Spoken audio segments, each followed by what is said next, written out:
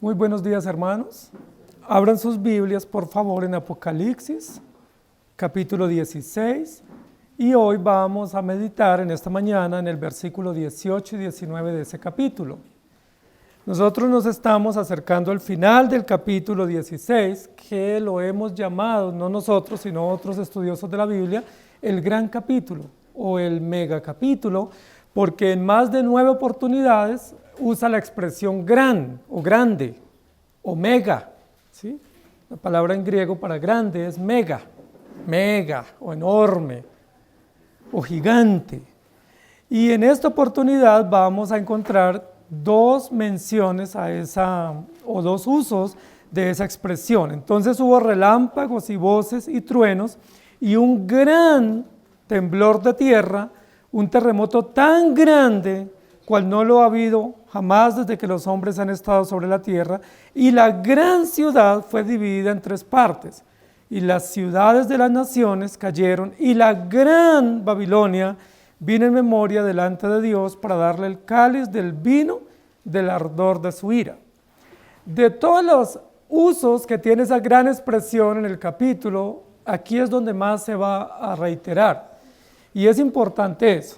Eso nos va a ayudar a comprender un poco más. Estamos en el capítulo 16 de Apocalipsis, que describe o narra con detalle el derramamiento de las 7 copas de la ira de Dios, el derramamiento de las sentencias jurídicas de Dios contra los incrédulos. Ninguna de estas copas derramadas va a afectar de manera directa o indirecta a los creyentes, porque los creyentes están a salvo. No por mérito, sino por plan, por propósito y por disposición de nuestro Dios. Estas 7 copas de la ira son juicios sucesivos de Dios, severos y contundentes para mostrarnos que Dios es justo, que Dios es perfecto y que Dios va a condenar a los incrédulos. ¿Estamos de acuerdo? Nosotros hemos tenido una guía o un polo a tierra, una guía hermenéutica para nuestro estudio de Apocalipsis, y es Jesucristo, Cordero vencedor.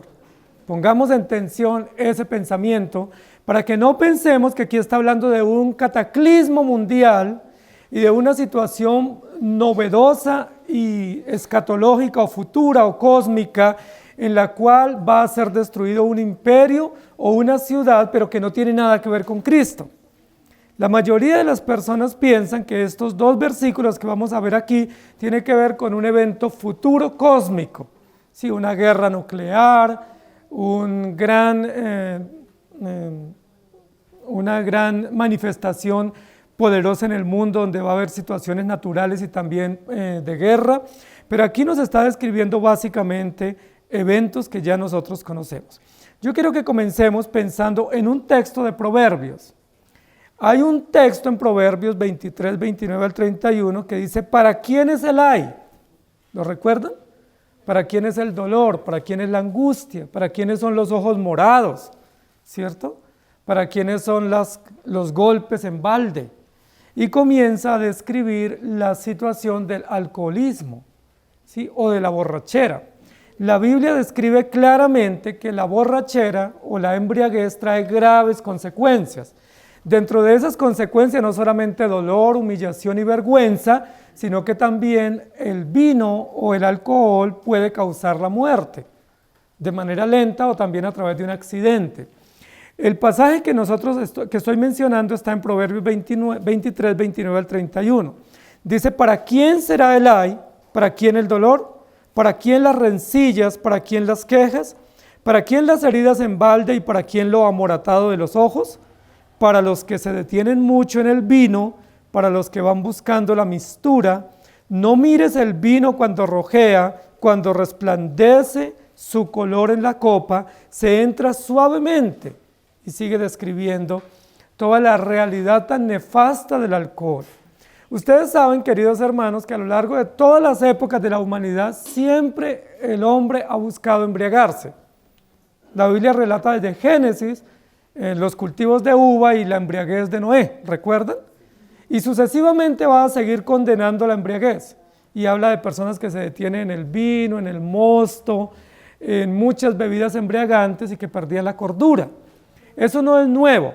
Hoy en día tenemos comerciales donde dice que el alcohol es bueno para estar alegre, pero que no cometa excesos, ¿sí? Pero ustedes saben que gran parte de los accidentes, especialmente en puentes festivos, es por alcohol, por conducir embriagado, por estar bajo efectos del alcohol. Hay grandes consecuencias, no solamente de violencia, sino de accidentes y también de muertes. Entonces es terrible la realidad del alcohol. ¿Por qué estamos mencionando esto? Porque la Biblia dice que Dios está derramando una copa de vino, ¿cierto? Que es una copa de furor o un cáliz de furor. Y el vino normalmente se usa para celebrar, para festejar y para alegría. Pero normalmente los hombres que no tienen el temor de Dios terminan embriagándose. La Biblia no nos prohíbe un brindis o un vino ocasional. Lo que la Biblia condena es la embriaguez, la borrachera.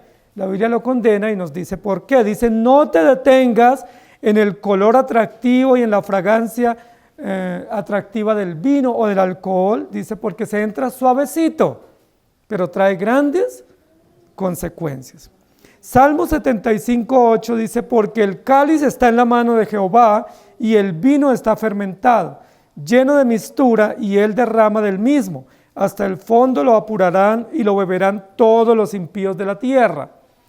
Inmediatamente después de leer la cita de Proverbios que dice, no te detengas en el vino porque hay consecuencias, no solamente accidentes, peleas, sino ojos morados y a veces muerte prematura. Luego dice la Biblia que quien tiene el cáliz de la ira es Dios, y que ese cáliz de la ira lo va a hacer tomar o beber obligatoriamente a todos los impíos. Es algo así como, ¿ustedes quieren embriagarse? Ok, entonces embriáguense. Pierdan el control, pierdan la cordura, pero tendrán que recibir las consecuencias de su desvarío a través de la justicia que viene de Dios. En Isaías 5:22 dice, ay de los que son valientes para beber vino y hombres fuertes para mezclar bebida. La mezcla de bebida o la mistura que dice acá no es nueva. ¿Recuerden que hoy en día, especialmente en las fiestas sociales o las fiestas universitarias, hay mucha mezcla de bebida, con fármacos, con drogas, con otro tipo de sustancias que causan paros, que causan muertes y que causan muchos daños en la salud y en muchos de los casos hasta la muerte, ¿sí? Entonces la situación del vino es terrible. Aquí dice, ay de los que son valientes para beber, hay de los que levantan la copa, ¿sí? Y siguen bebiendo hasta perder el control. Y luego en Isaías 5:11 dice, ay de los que se levantan de mañana para seguir la embriaguez y que están hasta la noche, hasta que el vino los enciende. Entonces Dios condena la embriaguez, condena la borrachera, condena perder la cordura bajo efecto del alcohol. Isaías 28:7-8 dice, pero también estos erraron con el vino. ¿Qué hace el vino entonces como consecuencia natural? Erra, es decir, se pierde la lucidez, se pierde la cordura, se pierde la sobriedad. Dice, y con sidra se entontecieron, o con cerveza, ¿sí? Se entontecieron. Es decir, el vino también no solamente hace que se pierda la lucidez y que uno erre en el raciocinio o en los reflejos, sino que también trae entontecimiento o embrutece, ¿sí? El sacerdote y el profeta erraron con sidra. Fueron trastornados por el vino, se aturdieron con la sidra, erraron en la visión, tropezaron en el juicio, porque toda mesa está llena de vómito y suciedad hasta no haber lugar limpio. Ahí está toda una cadena, ¿cierto? Quien se embriaga, ¿qué pasa? Primero, pierde reflejos, pierde lucidez en su vista, es tonto en su caminar, es torpe en su raciocinio, luego termina vomitándose, luego se cae y queda todo inmundo. Si alguno de ustedes vivió como alcohólico o ha tenido que luchar o lidiar con un alcohólico en casa o en familia, saben exactamente lo que eso significa, ¿sí? Es decir, es una vergüenza, es una humillación tener uno que estar recogiendo vómito, tener que estar cargando a alguien, tener que estar lidiando con alguien que pierde la razón, que pierde la cordura. Y él lo hizo pensando que iba a ser feliz, ¿cierto? Que se iba a tomar unos vinos para celebrar, que había un motivo para celebrar, pero el motivo fue que terminó en el piso, terminó como un bruto, dice la Biblia, terminó como un tonto, un necio, y terminó lleno de vómito y en el muladar, ¿Cómo les parece? La Biblia dice que Dios está derramando ahora en este capítulo 16 la copa o la taza de la ira. ¿De qué está llena esa ira? Esa copa dice de vino, pero es un vino que aturde, no para emborrachar a las personas en el sentido de celebrar, sino es una copa que aturde porque es el juicio de Dios, o como lo dice aquí, el furor, ¿sí? O lo más puro del furor de Dios para aquellos que se detuvieron en el vino y perdieron la razón. Es decir, ¿para quién está hablando el Señor en este capítulo? Para los torpes, para los necios, para los borrachos, para aquellos que pierden la razón. Perdónenme lo que dice acá la expresión, pero para los brutos, para los tontos, para aquellos que no entienden razón alguna y que prefieren estar en el alcohol o prefieren estar en la confusión y en la perversión de sus mentes. ¿Quiénes son ese tipo de personas? Los impíos, ¿sí? Aquellos que neciamente, como dice Romanos 1, se desviaron y se entontecieron y se embrutecieron y perdieron el control. Y según la Escritura, ¿cómo viven? En una vida totalmente desordenada, caótica, en una vida llena de vómito, de miseria, de muladar, y eso es asqueroso, terrible, y es lo que la Biblia nos va a describir acá. Por eso la pregunta en esta mañana es: ¿para quién es el ay?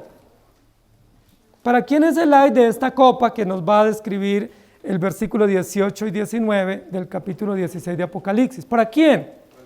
No para nosotros, gracias a Dios. No para los creyentes que tienen la lucidez del Espíritu y que son cuerdos porque Dios les dio la mente de Cristo. ¿Para quién es el ay de este capítulo? Truenos, relámpagos, tembladera, caen, se estremecen y mueren. Y queda solo la memoria. ¿Para quién? Aquí va a decir que para la gran ciudad, ¿sí? O para la gran ciudad descrita aquí como la Gran Babilonia, ¿sí? Y luego nos va a decir que esa gran ciudad que tiembla y se estremece y cae, termina dividiéndose en 3 grandes ciudades, y que esas 3 grandes ciudades representan las ciudades del mundo. En últimas, ¿de quién está hablando? ¿Sí me hago entender? Está usando un nombre genérico de una ciudad o una civilización antigua, para que a nombre de esa ciudad o esa civilización antigua se acojan todos los sistemas del mundo, y en últimas todos los reyes y todas las ciudades y todos los hombres se embriaguen con la torpeza de esa gran ciudad. Rebeldía, confusión, miseria, torpeza, ambición, confusión y todas las realidades propias de una ciudad sin Cristo y de una sociedad sin Dios. ¿Para quién es el ay? Para los que se detienen en el alcohol. ¿Y el alcohol qué representa? Necedad, rebeldía, confusión, perversión, impiedad, y querer celebrar y tener gozo sin Dios, querer festejar sin Dios, querer tener gratitud y esperanza sin Dios. Los que han tenido problemas con el alcohol, y si alguno aquí tiene problemas con el alcohol, saben que cuando van a buscar el licor, ¿qué es lo que están esperando? Estar felices. Sí, si me hace falta una borrachera porque quiero estar feliz. ¿Y cómo terminan después? Es decir, ¿da la felicidad el alcohol? ¿Da alegría? ¿Da lucidez? ¿Permite esperanza y gozo y raciocinio? Todo lo contrario. Y ese es el engaño de las bebidas alcohólicas que hoy se mezclan con droga. Sí, recuerden que gran parte hoy de las fiestas no solamente es alcohol, cerveza y licor, sino drogas. Y esas drogas son letales, ¿sí? Para la juventud. Gran parte de las estadísticas que tenemos hoy de la juventud y de los universitarios consumen drogas. Y nosotros tenemos que estar alertas, porque hoy en día hay una cantidad de drogas que no tienen olor, que son sintéticas, que no se percibe, pero que se están consumiendo. Y debemos estar alerta, porque como ha evolucionado también la producción de drogas, ahora uno no tiene la misma información de la que teníamos antes con relación a las drogas. Sin embargo, la Biblia nos está diciendo acá de aquellos que se embriagan y pierden la memoria y pierden la razón. Vamos a entrar en materia. Entonces hubo relámpagos. ¿Para quién es el ay? Para los impíos, no para la iglesia. Y eso es importante para nosotros y es el primer punto, la primera nota de esperanza en este texto. Ese ay no es para nosotros, gracias a Dios. Estábamos en ese cúmulo, en ese tumulto, en esa confusión de perversión, pero el Señor nos sacó. ¿cierto? Y nos puso a salvo, nos puso en su templo y como decíamos en capítulos anteriores, nos midió con su palabra y los que están en el atrio, están en el patio, son aquellos que están revolcándose en esa miseria y van a cosechar este ay tan terrible. Entonces hubo relámpagos y voces y truenos y un gran temblor de tierra, un terremoto tan grande cual no lo hubo jamás desde que los hombres han estado sobre la tierra, y la gran ciudad fue dividida en 3 partes, y las ciudades de las naciones cayeron, y la gran Babilonia vino en memoria delante de Dios. Yo quiero que nosotros pensemos, vamos a intentar estudiar un poco en términos generales ese texto. Dice, y las ciudades de las naciones cayeron, pero la gran ciudad fue dividida. Entonces vamos a ubicarnos primero en el Antiguo Testamento. Vamos a Génesis, ¿cierto? En Génesis vamos a encontrar la primera mención del hombre que se rebela contra Dios. Génesis capítulo 3. Sí, ahí están los orígenes de la rebeldía y de querer tener placer sin Dios, esperanza sin Dios y de pretender vivir sin Dios. Adán y Eva dijeron, nosotros podemos vivir sin Dios, con que Dios os ha dicho. Luego el capítulo 7, 8 y 9 nos habla la Biblia de un gran juicio, el juicio del diluvio, porque los hombres no quisieron tener en cuenta a Dios, ¿recuerdan?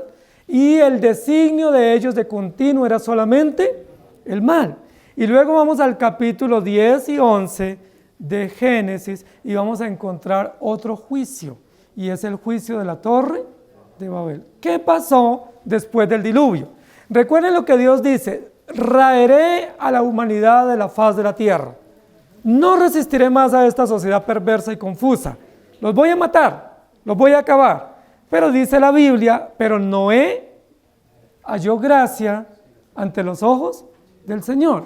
Y Dios le dice a Noé, constrúyete una barca, ¿sí? O un buque donde te salves tú y tu familia y donde se salven algunas especies de animales útiles para la vida humana y para el consumo y también para los sacrificios. Y Noé emprendió esa tarea. La Biblia dice que en esa arca Dios salvó 8 personas. ¿Se acuerdan quiénes eran? Noé y la esposa, los 3 hijos de Noé con las esposas de ellos. Y los 3 hijos de Noé son Sem, Cam y Jafet. Cuando Noé sale y cultiva la tierra después del diluvio, dice la Biblia que lo primero que él hizo fue cultivar o sembrar una viña, ¿sí? Y apenas recogió el fruto de la viña, ¿ustedes saben cómo celebró? No hizo un ágape como nosotros, ¿sí? Con un brindis sintético como el nuestro, gelatinoso. Él se pegó una buena borrachera y estaba feliz. Pero él usó la peor manera para celebrar y agradecer a Dios. Porque la mejor manera era elevar un altar para Dios, ¿cierto? Hacer un sacrificio y decirle gracias a Dios por la vida y por preservarnos y porque ahora podemos nuevamente cultivar la tierra. Él hizo como algunos normalmente en nuestras ciudades y es celebrar embriagándose. Después de embriagarse, ¿qué pasó? ¿Recuerdan lo que acabamos de decir de Proverbios y de Isaías? Perdió la razón, se vomitó, se cayó al piso, se desnudó. Cualquier parecido con la realidad. Así terminó Noé. Uno dice el gran patriarca de Dios. El gran hombre justo que halló gracia ante los ojos de Dios terminó desnudo, borracho en el piso y siendo el hazmerreír de los hijos. Recuerden que uno de los hijos lo vio y ¿qué dijo? Vengan, ven a mi papá, mire, está en peloto. Y la Biblia dice que ese hijo fue maldito. ¿Se acuerdan? Cam. Cam fue maldito porque él se burló de la desnudez del papá y Dios lo maldijo. Pero Cam tuvo varios hijos y uno de los hijos de Cam se llamó Cus. ¿Saben qué significa Cus? Rebelde. ¿Cómo les parece? Cam ve a Noé desnudo, se burla, posiblemente él también estaba borracho, y luego se burla del papá, después tiene un hijo y se llama Cus, y Cus significa rebelde. ¿Ustedes le pondrían a un hijo así? Sabemos que nuestros hijos son rebeldes, ¿no? Pero no les pondríamos ese nombre, porque es una marca, es una etiqueta tenaz para ellos cada vez que se mencionan. Sin embargo, Cus es el hijo rebelde. Y Cus tuvo un hijo que se llamó Nimrod. Nimrod, el más poderoso de los primeros hombres de la tierra. Nimrod. Y Nimrod se casó con Artemisa, ¿sí? O Astarte, que era una bruja, ¿sí? Algunos se casan con brujas. Se casó con una bruja, una sacerdotisa. ¿Y saben qué sale de ahí? Una ciudad, una gran civilización. Y esa primera civilización se llamó Babel. ¿Y saben cuál es la raíz de Babel? Confusión y perversión. Pues no es para menos. De un hijo rebelde, ¿qué viene? Pues un hijo confuso y perverso, ¿sí? De padres rebeldes, ¿qué esperamos? Hijos pervertidos y desorientados y totalmente alejados de nuestro Dios. De un hombre que es rebelde y perverso y se casa con una sacerdotisa o una bruja, pues ¿qué esperamos? Y yo no estoy hablando mal de las brujas, pero Dios no habla bien de ellas. Este hombre, Nimrod, con Artemisa, construyen una gran civilización, Babel. Y Babel es una civilización fundada en la perversión, en la confusión y en la idolatría, además de la brujería. La cuna antigua de la brujería humana viene de Nimrod. Es decir, ¿dónde surge la brujería? Pues no es con Gregorio Hernández, ¿sí? La brujería surge en Nimrod, porque Nimrod se casó con una bruja. Y si uno se casa con una bruja, ¿qué tiene? Ahí viene el culto a Moloch, sacrificar hijos a dioses falsos, en la invocación a espíritus, la adoración a una cantidad de divinidades falsas, reptiles, serpientes, animales, cuadrúpedos, mezclada con religión, pero también con perversión sexual. Babilonia, la gran Babilonia, está descrita acá en este versículo. Entonces, ¿cuál es la cuna de Babilonia?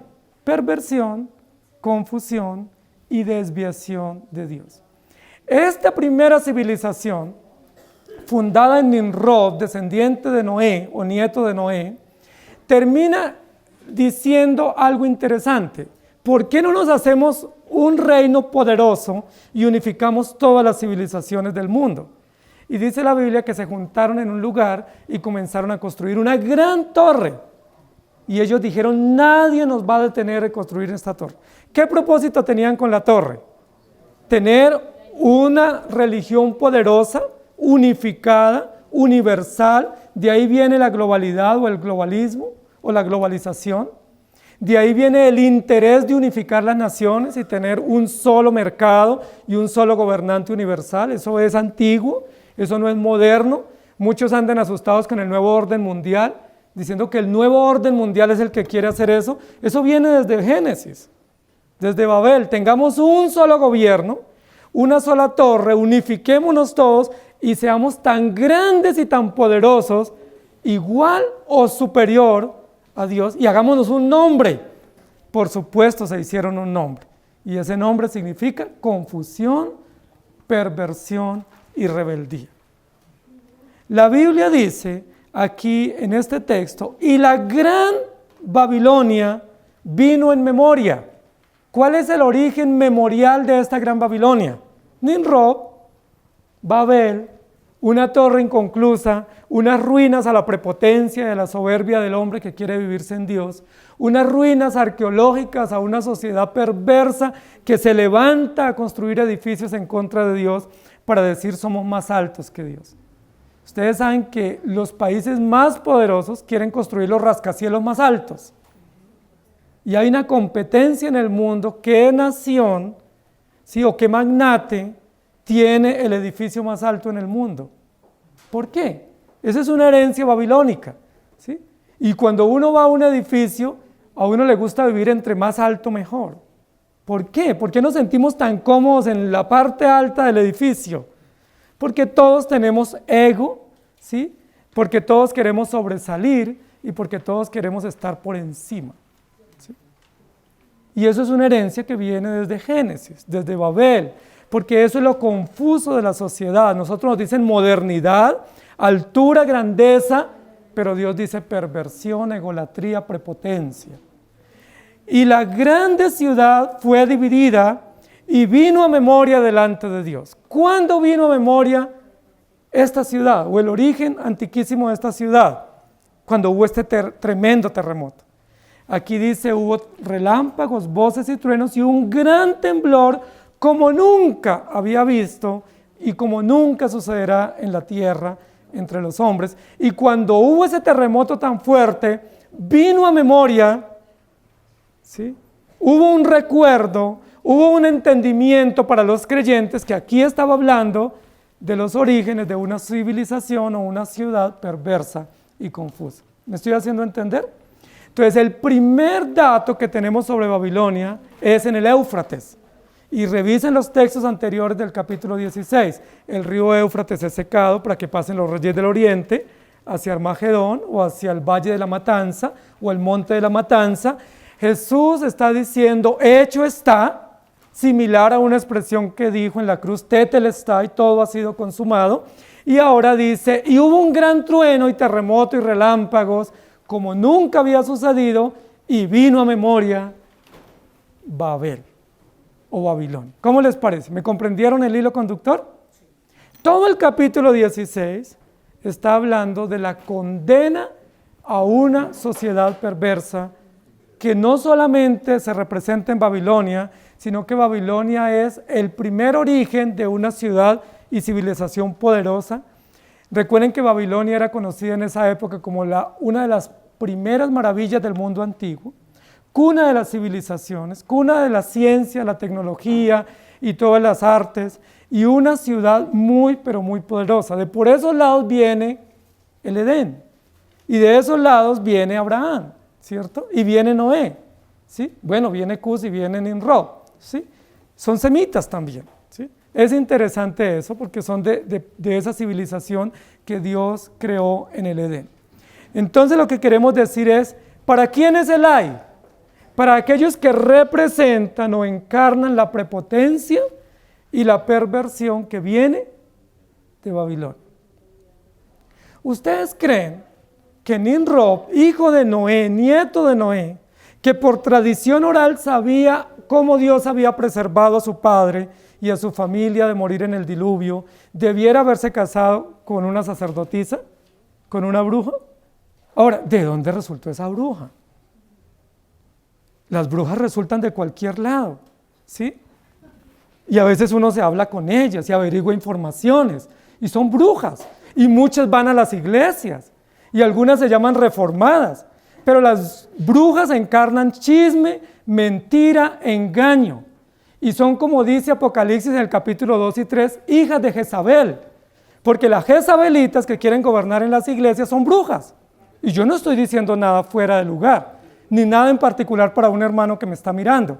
Lo que estoy diciendo, hay brujas en las iglesias. Se llaman Jezabeles en Apocalipsis 2 y 3, ¿o no? ¿Qué hacen?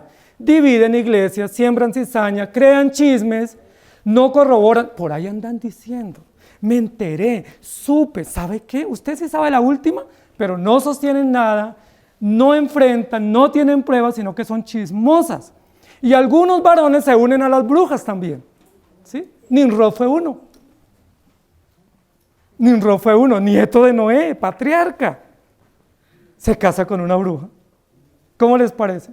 ¿Se acuerdan que José también se casó con una bruja? Potifera, hija de Potifera, que era el mayor brujo de Egipto. Eso es terrible, hermanos. Entonces lo que estamos diciendo acá es, Babilonia representa un sistema de brujería, de perversión, de confusión, de maldad. Y lo primero que nos va a decir aquí la Biblia es que este sistema comienza a temblar. ¿Qué es lo primero que hace el borracho cuando está embriagándose? Comienza a temblar. Comienza a tambalear, ¿cierto? Cuando le sirven la primera, está lúcido. A la segunda, a la tercera se está entonando. Y más rato, ¿cómo está? Que tiembla. ¿Cierto? Le tiembla el pulso, le tiembla la voz, le tiemblan las piernas y ya comienza a apoyarse en las paredes, ¿cierto? Eso es lo que va a decir acá. ¿Quién es el único que hace temblar esta perversa ciudad o sistema? ¿Quién es el único que lo hace temblar? Dios. Nadie más. Porque los reyes del mundo no lo hacen temblar. Los militares del mundo más bien lo fortalecen y lo robustecen. Los jueces o sistemas jurídicos robustecen este sistema perverso. ¿Quiénes más robustecen ese sistema perverso? Entidades mundiales que hoy en día conocemos como la Corte Interamericana, la Corte Penal Internacional, la ONU, los derechos humanos, las declaraciones de derechos humanos y otra cantidad de entidades mundiales y globales, ¿sí?, que agrupan los sistemas y los reyes del mundo. Ellos no hacen temblar a Babilonia, más bien la hacen fuerte y hacen que la torre crezca y se vea vistosa. ¿Ustedes no se dan cuenta cuando dicen se unió otra nación a la ONU? Eso se celebra, ¿cierto?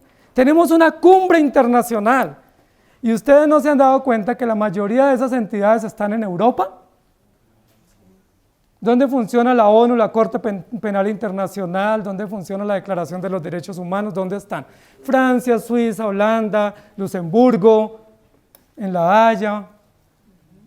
¿No les parece eso interesante? Esas entidades que nosotros las vemos bien, ¿sí?, que nosotros apelamos a ellas, ¿sí?, aún el Estatuto de Roma y otros, son entidades que robustecen a Babilonia. Es decir, la hacen fuerte ese sistema perverso. Entonces, ¿quién es el único que puede hacer temblar ese sistema? Dios. ¿Y cómo lo hace temblar? Cuando derrama el cáliz o el tazón, porque es una taza enorme para una gran ciudad, y derrama ese tazón de ira y hace que tiemble esos sistemas perversos y confusos. Y ese es el primer paso, porque el borracho, antes de vomitarse y de quedar que tienen que cargarlo, lo primero que hace es temblar. Tanto así que esa es una de las pruebas cuando uno está conduciendo y lo detienen. Si la primera es camina en línea recta, a ver si es que puede caminar, o si no, ya se sabe que está bajo efecto del alcohol. ¿Sí? Interesante, ¿cierto? Dios dice acá que cuando derrama la séptima copa, ¡ay de Babilonia! Porque Él pone a temblar. Uno dice, ¿temblar Babilonia? ¿La gran Babilonia? El gran sistema político, económico, financiero, el gran sistema tan robusto, enriquecido por todas las naciones del mundo y los gobernantes del mundo. ¿Quién lo va a hacer temblar? En Génesis, estos rebeldes que vienen de Nimrod y confusos dijeron, ni Dios nos va a detener. ¿Se acuerdan? Génesis 10 y 11. Ni Dios nos va a detener. Y uno dice, un momento, ¿los detuvo Dios o no? Recuerde que dice la Biblia que dijo Dios, descendamos y confundamos sus lenguas para que no prevalezcan. Y de ahí vienen toda la multiplicidad de idiomas que tenemos.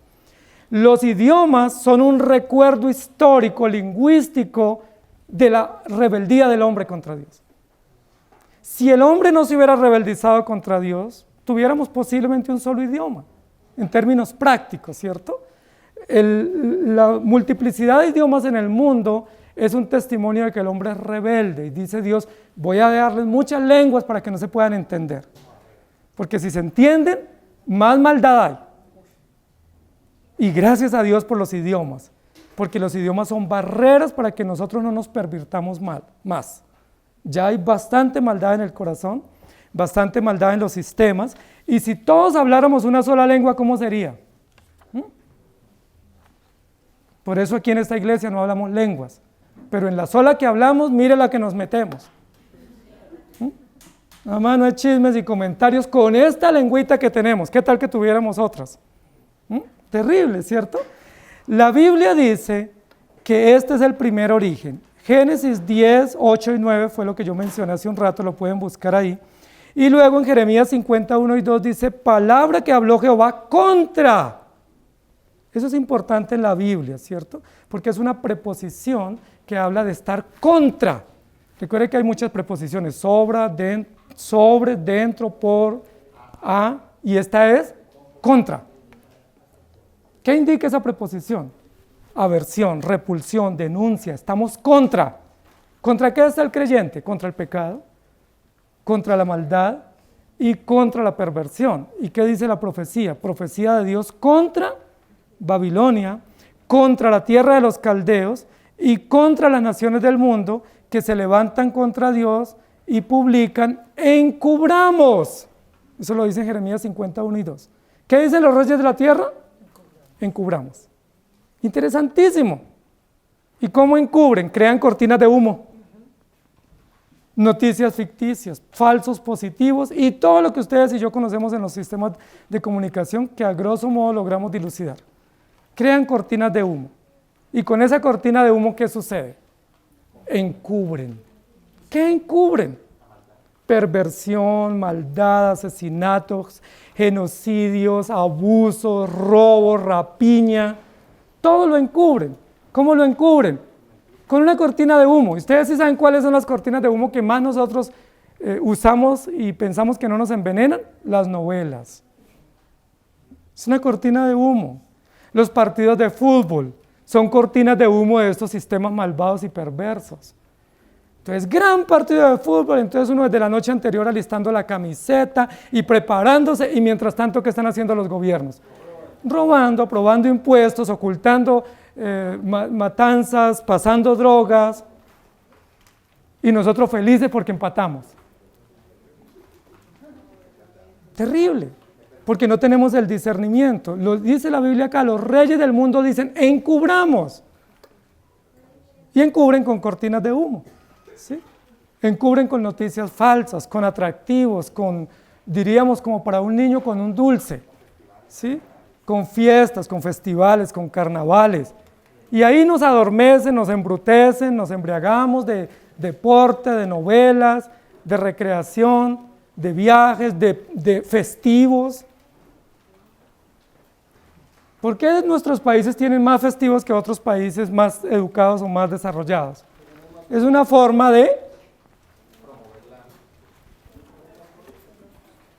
para encubrir muchas maldades. Muy bien, y pueden leer Génesis 11, 2 al 6 y versículo 8, que fue el que yo estaba mencionando. Dice: y los esparció Jehová desde allí sobre la faz de la tierra, y dejaron de edificar la ciudad. Y luego en Isaías 14, 4 dice: pronunciaréis este proverbio contra el rey de Babilonia, y dirás: ¿cómo paró el opresor? ¿Cómo acabó la ciudad codiciosa de oro? Es decir, ¿qué más representa Babilonia? Perversión, confusión y ¿qué más? Codicia y brujería. Hermanos, si nosotros no tenemos discernimiento, escuchando la palabra y teniendo el Espíritu y explicándola con claridad, lo único que me falta es dar nombres. Que yo conozco varias brujas y varios como Nimrod.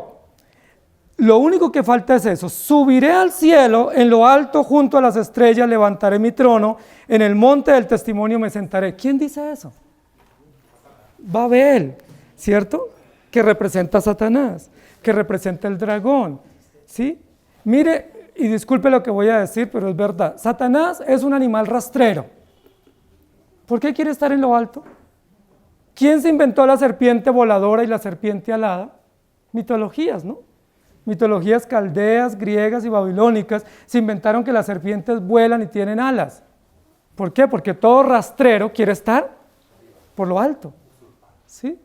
Todo aquel que es rastrero y que es reptilesco y que es insecto, como el escorpión, quiere estar arriba, o como el anfibio, ¿cierto? ¿Recuerdan las ranas? Quieren saltar para verse más altas, ¿sí? Interesante, porque lo que la Escritura está diciendo: todo perverso pecador quiere mostrarse grande. Y para mostrarse grande, ¿qué hace? Soy noble, ¿sí? Soy digno, yo estudié, yo sé, yo puedo, yo tengo.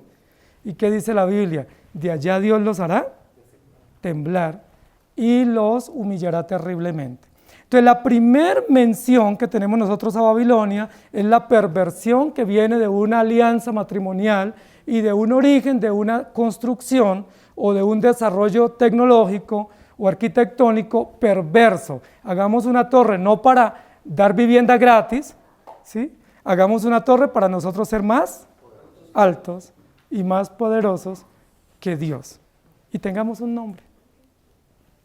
¿Cómo les parece? Entonces hubo relámpagos y voces y truenos y un gran temblor.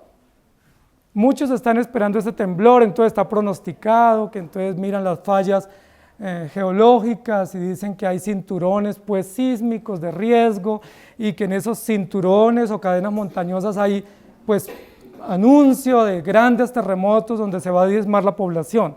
¿Ustedes creen que ese terremoto ya pasó, va a pasar o pasará? No ha pasado. O sea que siéntese bien y téngase duro, porque es un gran terremoto, cual nunca ha habido sobre la tierra. ¿Lo estamos esperando? Hermanos, vayan a Mateo capítulo 27. Mateo capítulo 27, versículo 45 y dice, desde la hora sexta hubo tinieblas sobre toda la tierra hasta la hora novena, 3 horas de tiniebla desde las 12 del día hasta las 3 de la tarde. ¿Sí? Cerca de la hora novena, Jesús clamó a gran voz diciendo, Dios mío, ¿por qué me has desamparado? ¿Cierto? Y bajamos un poco más, versículo 50, mas Jesús habiendo otra vez clamado a gran voz, entregó su espíritu, y he aquí el velo del templo se rasgó en dos de arriba abajo, y la tierra tembló, y las rocas se partieron, y se abrieron los sepulcros, y muchos cuerpos de santos que habían dormido se levantaron, y saliendo de los sepulcros después de la resurrección de él, vinieron a la santa ciudad y aparecieron a muchos. Y el centurión y los que estaban con él guardando a Jesús, visto el terremoto y las cosas que habían sido hechas, temieron en gran manera, diciendo, verdaderamente este era Hijo de Dios. ¿Ese terremoto va a suceder o ya sucedió? ¿Cuándo sucedió ese gran terremoto? Ahora, el gran terremoto, cuando la Biblia habla de algo grande, no lo habla por su alcance. ¿Sí? Todo lo relacionado con Cristo es lo más grande que ha sucedido en el mundo. ¿Sí? Terremoto no es por lo grande, es decir, a cuántos países, qué extensión tiene, qué profundidad tiene y cuántos muertos hubo. Ese terremoto es en manifestación jurídica de Dios por la muerte del Hijo de Dios. ¿Ustedes creen que no ameritaba que la muerte del Hijo de Dios se expresaran nociones vivas y contundentes de ira y de severidad? ¿Ustedes creen que la muerte de Jesucristo, que fue una muerte por agonía, ¿cierto? Y por pérdida de sangre, ¿sí? Por debilitamiento, ¿ustedes creen que no ameritaba que Dios se manifieste con temblores, voces, los sepulcros se hablen y un gran temblor y oscuridad sobre la tierra? ¿No es ese el evento cósmico más grande que ha sucedido como denuncia de que el pueblo y la sociedad es rebelde y mala? ¿O estamos esperando otro? No, todos los demás temblores son situaciones propias de las naciones, porque todas las naciones tiemblan, porque Dios estremece la tierra, pero la situación que pasó en Jerusalén, en la muerte de Jesús en el Calvario, no fue natural. Es decir, no es una situación de una falla y de un acomodamiento de la tierra, no, es una denuncia. Y habiendo exclamado, habiendo entregado su espíritu, ¿qué sucedió inmediatamente? La tierra tembló. Y hubo truenos y relámpagos y voces y gritos y temor y angustia y todo el mundo que decía. Los que horas antes, en el gran desfile, en la gran marcha de ese carnaval, decían crucifícale, crucifícale, crucifícale, ahora tiemblan en medio de la oscuridad y de ese terremoto. Cuando la Biblia dice, entonces hubo relámpagos y voces y truenos, ¿de qué ciudad está hablando? ¿Cuál es el epicentro? ¿Cuál es el hecho generador de esa gran manifestación universal de la naturaleza? La muerte injusta del Hijo de Dios. Y entonces el terremoto fue tan grande cual nunca lo hubo ni lo habrá. Y no existían redes sociales para repicar la noticia. No existía internet para repicar la noticia y los videos, pero Dios nos lo dejó por escrito. Y nos dice que ese temor, hubo tinieblas en toda la tierra. ¿Cuándo ha habido tinieblas en toda la tierra? Desde Génesis 1 no había tinieblas en toda la tierra hasta este episodio, 4000 años después. ¿Desde cuándo hubo un terremoto cual nunca lo había habido como este? Solo porque tiene un alcance universal o cósmico o mundial, porque es la denuncia de que la sociedad es perversa y mala. Entonces, 0 y van 2. ¿Cuál es la segunda ciudad o civilización que representa un sistema perverso, confuso y malévolo, similar a la memoria de Babilonia? Jerusalén. ¿Se acuerdan cuando Jesús bajó para ser crucificado, que dice afirmó su rostro o puso su rostro como un diamante para ir a Jerusalén? Y se acuerdan que cuando iban bajando y ya divisan la ciudad en esa ladera, ¿recuerdan qué sucedió? Jesús no se tomó una selfie ahí en Jerusalén diciendo es mi última selfie, ¿sí? Dice la Biblia que Jesús lloró, y no lloró de dolor por sí mismo, no lloró de dolor por la iglesia. Él dijo, ay de ti, Jerusalén, que matas a los profetas y apedreas a los que te son enviados. Jerusalén no era una gran ciudad como Babilonia, ¿sí? De kilómetros y kilómetros. Jerusalén era una pequeña ciudad, pero en ese momento histórico Jerusalén había encarnado todas las prácticas perversas y malignas de Babel. Es decir, no vayan ustedes a decir, ay no, yo no estoy en Babilonia, yo estoy en Colombia. No, porque esta gran ciudad también es perversa. Esta gran ciudad también es mala. Tenemos gobernantes malos, sistemas jurídicos malos, sistemas de gobierno malos que pervierten las leyes y tuercen el derecho. Jerusalén era una maravilla del mundo antiguo, por sus muros, por su templo, por su historia. La tradición hebrea era muy fuerte en Jerusalén. Pero aquí dice, se rasgó el velo del templo, el símbolo central de la historia y la cultura hebrea. Inmediatamente Jesús murió, hubo un gran terremoto, cual nunca. ¿Ustedes habían visto que en algún terremoto se rompa una cortina? En un terremoto se caen paredes, se caen estructuras, se caen edificios, se rompen los vidrios, se estrellan los carros, colapsan los sistemas de servicios públicos, pero que en un terremoto uno diga, ay, se me rompió la cortina. Este es el único terremoto en la historia de la humanidad donde se registra como un hecho para mostrar la gravedad, la magnitud, la severidad, que se rasgó el velo del templo de arriba abajo, y nunca se rasga una cortina de arriba abajo. ¿Sí sabían? Porque arriba siempre tiene refuerzos, tiene reatas. Se rasgó de arriba abajo. ¿Qué nos muestra eso?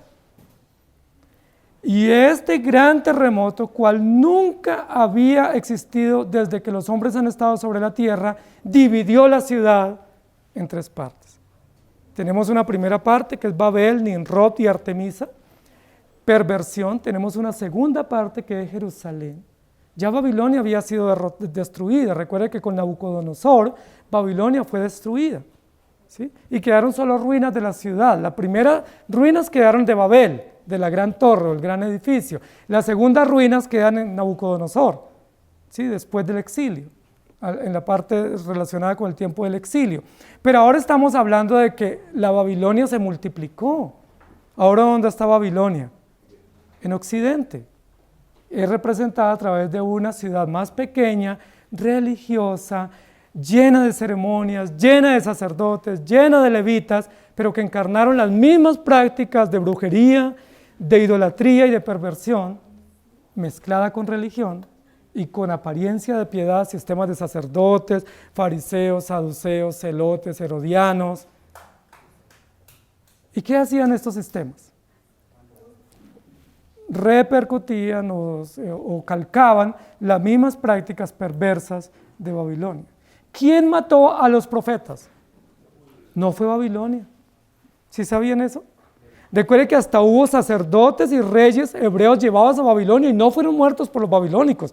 Hubo comisiones de judíos disfrazados o ocultos como agentes secretos que fueron a Babilonia a matarlos. No los mató Nabucodonosor. Nabucodonosor los esclavizó, ¿sí? Los usó como herramientas y como rehenes, pero no los mató. ¿Pero quién los mató? Los judíos. Y los judíos, ¿cuál era el centro de operaciones? El templo. ¿Quién representaba el centro de operaciones de la Babilonia, Jerusalén? Los reyes y los sacerdotes, y especialmente los intérpretes de la ley. ¿Qué decían los intérpretes de la ley? Matémoslo. ¿Y saben qué decían? Pero no ha hecho nada malo. ¿Y saben qué decían? Espere, yo le averiguo qué hizo de mal. Y hacen lo que hoy en día hacen muchos usando las redes, ¿cierto? Y buscan publicaciones y tweets y situaciones pasadas para decir, mire, acusémoslo por esto. Y crear toda una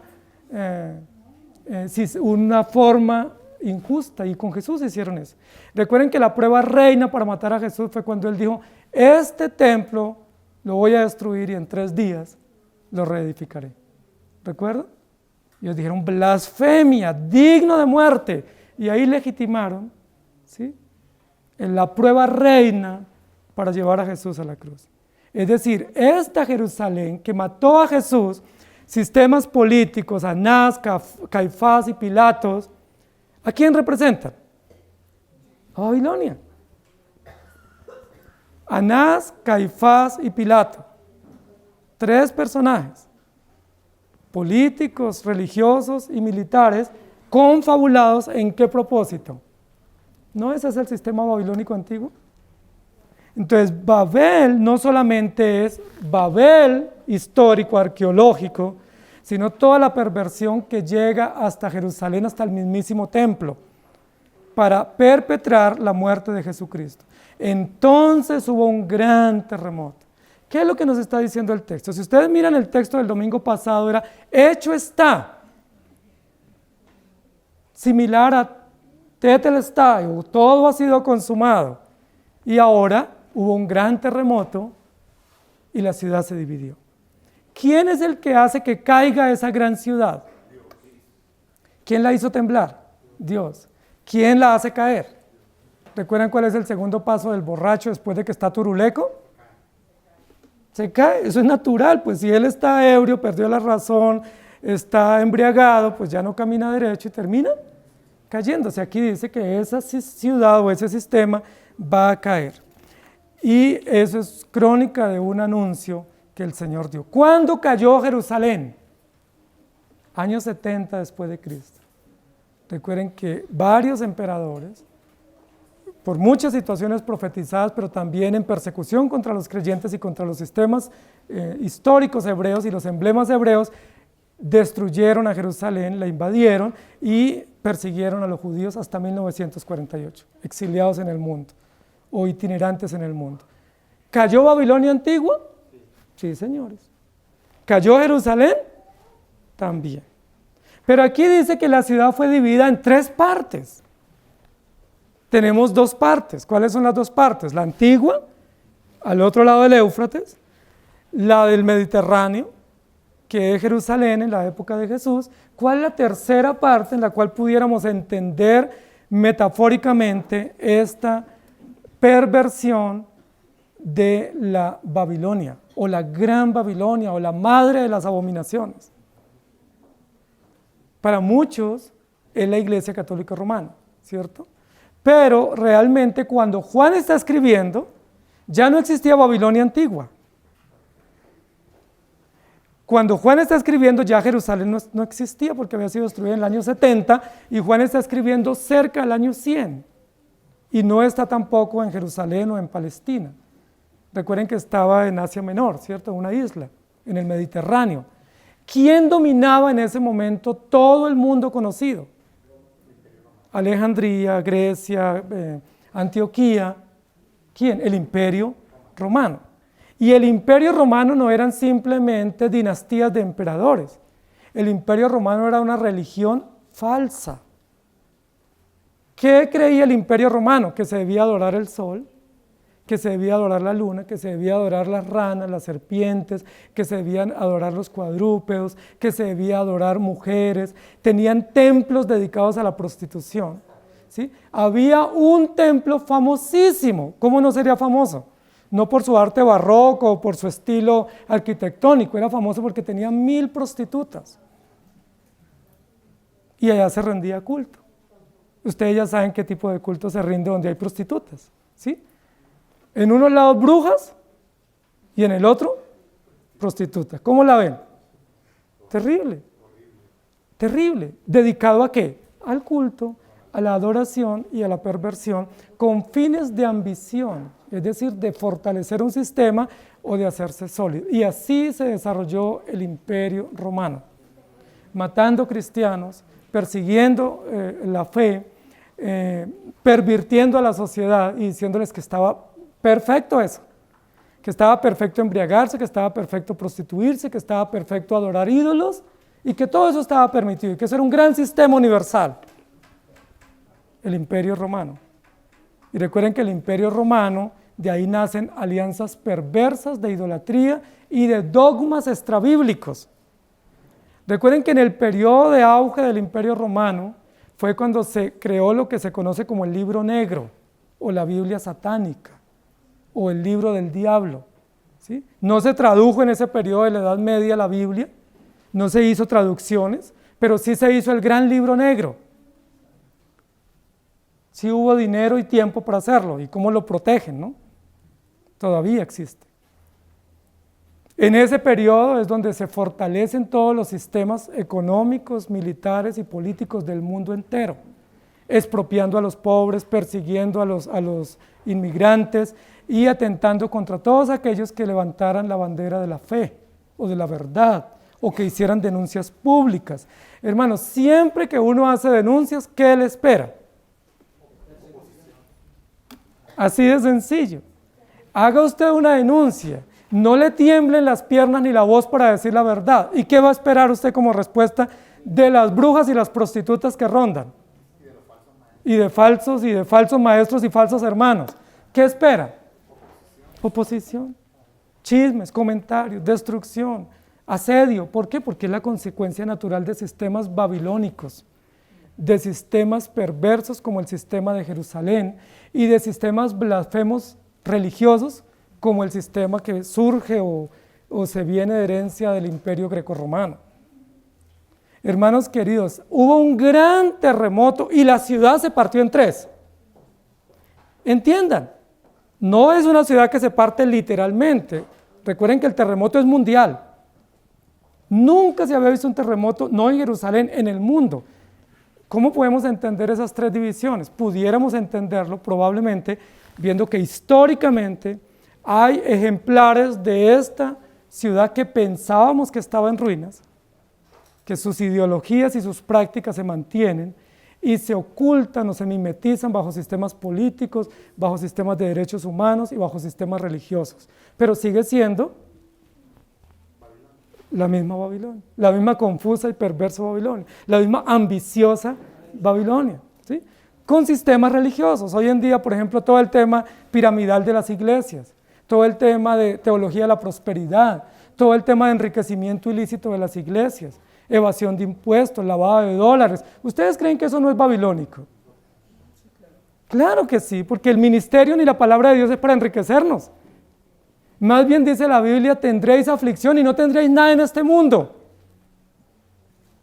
Pero ¿cómo nos mide hoy en día la sociedad? ¿Cómo nos mide Babel? ¿Cuántos edificios, cuántos fieles y cuántos yates privados tenemos? ¿Y en cuántos paraísos fiscales invertimos? Tristemente muchos sistemas, pero esos son sistemas diabólicos que heredan y promueven la doctrina jezabelita, la doctrina de Babel, la doctrina perversa y confusa. Pero no se preocupen, querida iglesia, porque también caerán. El único que hace temblar ese sistema es Dios, no nosotros. Ni nuestras denuncias podrán, ni siquiera la fidelidad de los creyentes hará temblar esos sistemas. ¿Sí? Ni siquiera los creyentes o los profetas o los testigos fieles harán temblar ese sistema. ¿Quién es el único que lo hace temblar? Cuando vacíe o cuando derrame el tazón del furor de su ira sobre esos sistemas perversos. Temblarán primero, caerán y luego serán destruidos. Y el capítulo 17 de Apocalipsis nos va a hablar de la condenación a la gran ramera. Así que si hoy están asustados porque hablo de Jezabel y de prostitutas en las iglesias, prepárense porque el 17 sí que les vamos a decir con nombre propio. ¿Quiénes son esos sistemas que embriagan y adormecen y destruyen una sociedad? ¿Y quiénes son los clientes de ellas, no? Porque es tan malo ser prostituta como quien busca y quien toma sus servicios. Es terrible lo que la Biblia nos va a decir, pero este temblor lo que nos muestra es el epílogo de la historia. La séptima copa es el furor de la ira de Dios y esta gran ciudad que nadie daba por hecho que iba a ser destruida o estremecida, va a ser estremecida. Sistemas mundiales hoy en día perversos de ideología, sistemas perversos de asociación de las naciones, acuerdos universales para defender sistemas ecológicos, sistemas de ideologías, también caerán, porque ellos están borrachos de ideología, de perversión, de maldad, y son sistemas que entontecen y que embrutecen, aunque se llame academia, aunque se llame hoy desarrollo y modernidad o posmodernidad, Dios lo llama perversión y confusión. ¿Para quiénes el hay? Para los que siguen, promueven y defienden prácticas como las de la gran Babilonia antigua, como la de la gran Jerusalén que mata a los profetas y como la de la gran sistema sociopolítico y socioeconómico y religioso del Imperio Católico Romano, Imperio Greco-Romano. Que el Señor nos ayude. Amén. Oremos. Señor, te damos gracias por esta mañana y por darnos el valor para poder predicar tu palabra, por darnos la autoridad y el denuedo para poder exponer las Escrituras y por poder tener la confianza y la conciencia de que tú estás con nosotros y que es necesario entender el Evangelio que tú nos has dado por fe y por gracia y que es necesario hacer denuncias para que nosotros estemos advertidos y para que no nos vayamos detrás de esos sistemas perversos, pero también es necesario para que nosotros veamos tu justicia y para que veamos que aún de la antigua Babilonia salvaste hombres por gracia, que aún de esa gran Jerusalén perversa en la época de Jesús levantaste una iglesia ferviente y unos discípulos que dieron su vida por ti, y que aún hoy en medio de sistemas perversos, babilónicos, romanos y idólatras, ideológicos, ideologizados, también levantas iglesias para pregonar la verdad, testigos fieles y verdaderos que se mantienen incólumes por tu gracia, aún en medio de gran oposición y amenazas. Gracias te damos, ayúdanos a mantenernos firmes y a pregonar con autoridad que el ay no es para nosotros, sino para ellos, y que también caerán. En el nombre de Jesús, amén. Señor les bendiga, querida iglesia.